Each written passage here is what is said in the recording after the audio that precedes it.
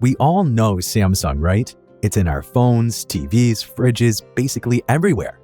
But did you know Samsung isn't just about making cool gadgets? Nope, they're also a big shot in making the chips that run those gadgets. So imagine this, your 13-inch display can be as big as 17 inches. That's Samsung's vision for the future of displays. But wait, there's a quieter side to Samsung that's just as important. This side has made Samsung one of the biggest and most valuable companies in the world. For more than 30 years, Samsung has been the boss in making memory chips. These chips do the heavy lifting. People probably don't know that we've led memory for 3 decades. For both short and long-term data storage. When it comes to DRAM and NAND, Samsung owns almost half the market. And guess what? It's also the second biggest maker of fancy logic chips that power Tesla cars, supercomputers, AI, and our favorite smartphones. Let's explore the untold story of Samsung's chip business, its rise, challenges, and how it plans to not just power our devices, but also rule the chip-making game in the US. This is a deep dive into the company's memory chip business and how they became a key player in the tech world. In 1938, Lee Byung-chul laid the foundation for Samsung as a modest trading company in Korea.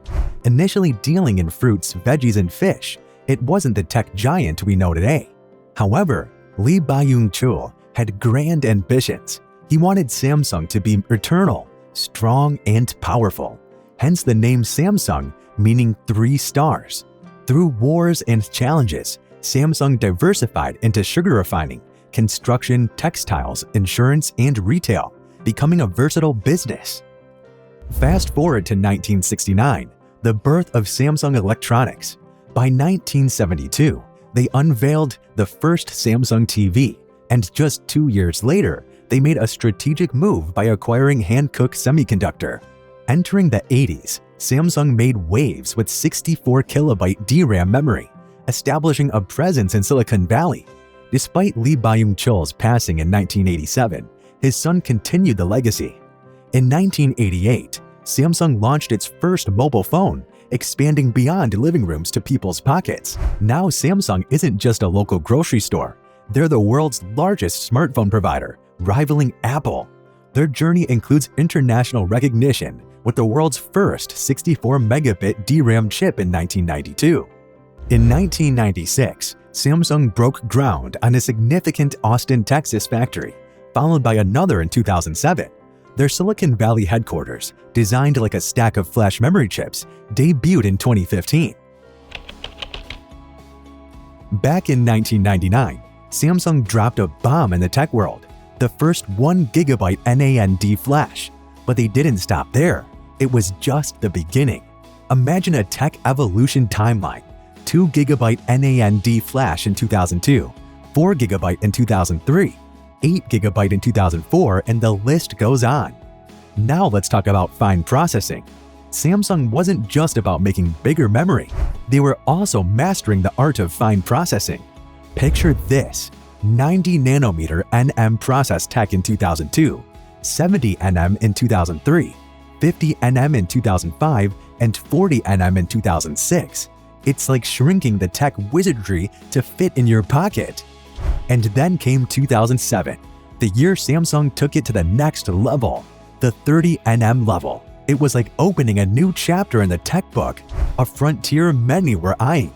In the same year, Samsung achieved another milestone by commercializing the first 40 nm 32 GB NAND flash memory. What's the big deal? Well, it featured an innovative charge trap flash, CTF architecture, a game changer overcoming the limitations of the floating gate architectures of that time. It's like rewriting the rules in the tech playbook. So why dig into this tech history?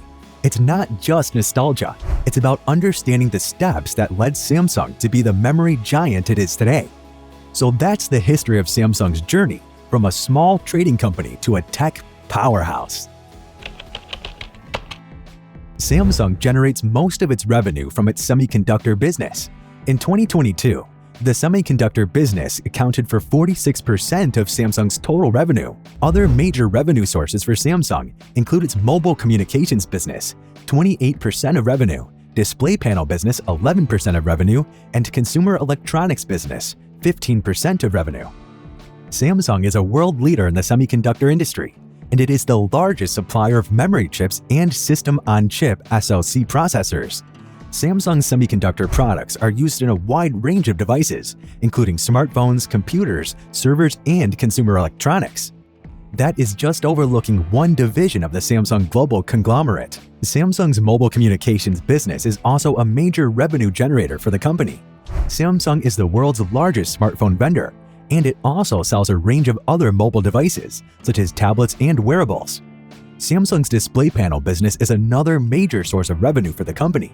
Samsung is the world's largest manufacturer of display panels, and it supplies panels to a wide range of customers, including TV manufacturers, smartphone makers, and computer companies. Samsung's consumer electronics business includes products such as TVs, refrigerators, washing machines, and air conditioners.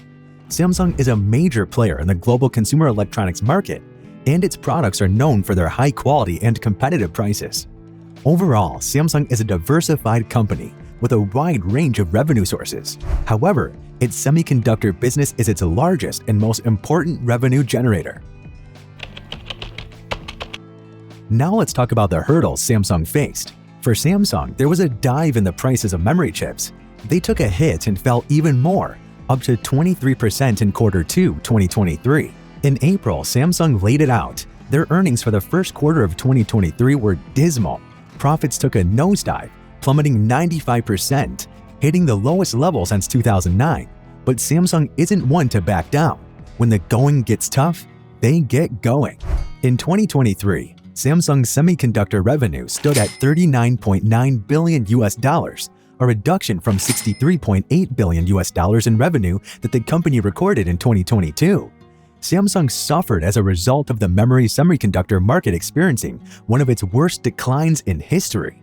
Samsung's market share in the semiconductor industry worldwide was 7.5%, and this chip-making business is responsible for 46% of Samsung's whole revenue. In recent years, Samsung has consistently ranked among the top 2 in the list of semiconductor companies by worldwide semiconductor sales revenue. So this decline was a huge blow to them. So what did they do? They slashed the production of those memory chips. But here's the twist. Instead of just licking their wounds, Samsung doubled down on foundry. That's the part of their business that crafts custom logic chips for big players outside. So what's the foundry business, you ask? Well, it's not as complicated as it sounds. Foundry is like the custom chip for other big players. Samsung isn't just manufacturing chips for themselves. They're also the go-to chefs for others. Why the switch? Well, prices for their usual memory chips took a dive, and demand wasn't as hot as before. Other chip makers like SK Hynix and Micron started hitting the brakes in late 2022, but Samsung held off until April 2023 to do the same. So what's their game plan? Instead of crying over spilled chips, Samsung's doubling down on foundry. Samsung's got a head start in the foundry game. Unlike the big player TSMC, Samsung not only makes chips for others, but they also design their own chips for their gadgets. Who's on Samsung's customer list? Well, big names like Tesla, Sony, NXP, ST Microelectronics, Intel, AMD, and the list goes on. But the real MVP? Qualcomm. They're Samsung's biggest customer in this custom chip business. It's not just about making chips for Samsung, it's about playing the smart game. Now let's talk stocks. Samsung's stock went on a bit of a roller coaster since the peak of the chip shortage in 2021. It hit high in Q2 of 2023, despite a not-so-great Q1 profit. Why the upswing? Well, the geopolitical chip war between China and the US played a role. In May, China banned Micron, a big US chip company. China targeting a major US chip maker. It's banning Micron from key infrastructure projects, citing security risks. This could push more folks towards Samsung for chips. The US really wants Samsung and a few others to make more chips on home turf. President Biden even visited Samsung in South Korea for it. But there's a catch. In October, the US put restriction on chip companies, sending fancy tech to China. Samsung and SK Hynix got a 1-year pass for their existing Chinese chip factories. It's like a break to figure out the next move in this chip business. For Samsung, it's not just about making chips, it's about playing the game smart with these geopolitical moves. Alright, let's talk about Samsung's expansion plans. First up, in South Korea, they're building up a colossal $228 billion cluster of 5 new fabs. Picture this, a tech kingdom set to rule by 2042. But wait, there's more. In the US, where the 52 Billion Chips Act is all about bringing chip manufacturing back on home turf, Samsung's rolling up its sleeves. They're throwing down $17 billion in Taylor, Texas. What's going on is just remarkable. It's enormous. I really want to be a bedrock for US industry. That's not pocket change, that's a big bet. Now, why Taylor, Texas? It's not just about barbecue and cowboy boots. Samsung's got its eye on the geopolitical game.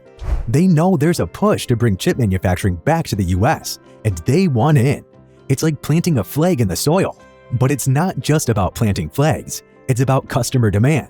Samsung's expanding to meet the needs of the tech world. And hey, that's a good thing for Taylor, Texas. More jobs, more action, and more chips rolling out. Samsung opened their first US offices in New Jersey in 1978. By 1980, Samsung Semiconductor was born, and they set up shop in Silicon Valley. Fast forward to today, and Samsung says they've poured in a whopping $47 billion in the US since they set foot here. That's a serious commitment. Let's get real about the hurdles Samsung's facing in making chips in the US. Here's the deal. Making chips in the US comes with its own set of challenges. Over the last 30 years, the US share of global chip production took a nosedive from 37% to just 12%. Why? Well, it costs at least 20% more to set up and run a new fab in the US compared to Asia. Labor's cheaper there, supply chains are smoother, and the government's handing out more incentives. Now let's talk water. Yep, water. Building and running these fabs guzzle a ton of water. And in Texas, where it can get hotter, water's gold. Samsung's goal is to reuse over 1 billion gallons of water this year in their Austin campus. Back in South Korea, they used more than 20% of the country's entire solar and wind power capacity in 2020. That's a big chunk of green energy. Electricity is also a challenge. Those fancy machines that etch out the most advanced chips, they're hungry for electricity. Samsung's Taylor fab in Texas is set to use these advanced chip etching machines for the first time in the US. So why all this talk about challenges? It's not to rain on the parade. It's about being real. Samsung's not just building fabs, they're navigating through the unique challenges of US chip making. At the present time, Samsung is in a big competition to be the first to make a 3nm chip. The main players of this race are TSMC, Samsung, and now Intel has joined in too. Samsung is facing challenges because they don't have as many patents for their 3nm process. They claim their 3nm technology is better, but having fewer patents makes them a bit uneasy. Only time will tell how Samsung will tackle this issue. And there you have it, the Samsung chip business from start to wherever they're headed next. It's not just a tech story, it's a journey through challenges, victories, and a bit of drama. If you've enjoyed this video, hit that like button and subscribe for more on business and tech. Let us know your thoughts in the comment section down below, and we will see you in the next video.